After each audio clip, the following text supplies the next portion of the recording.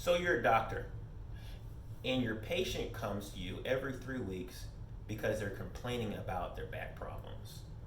So you give them medication, you tell them how to teach them how to stretch their back, and every 3 weeks you're dealing with the exact same thing.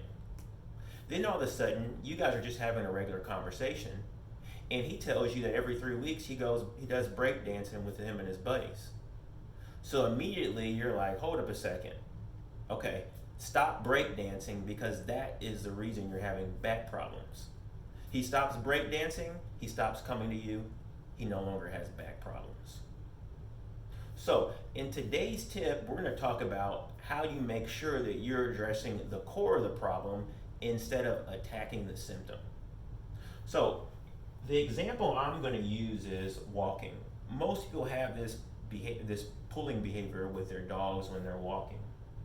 And so what we usually do is we usually start attacking the symptom.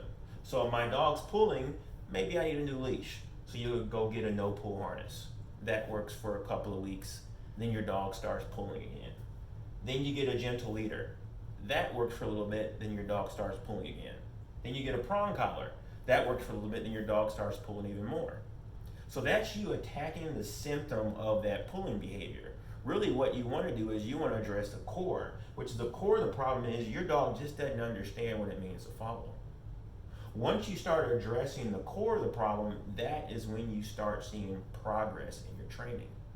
So in today's tip, what I want you to do is any behavioral problem you're having with your dog, if you're doing something repeatedly and it's not working, it's probably because you're attacking the symptom and you're not addressing the core of your dog's behavior.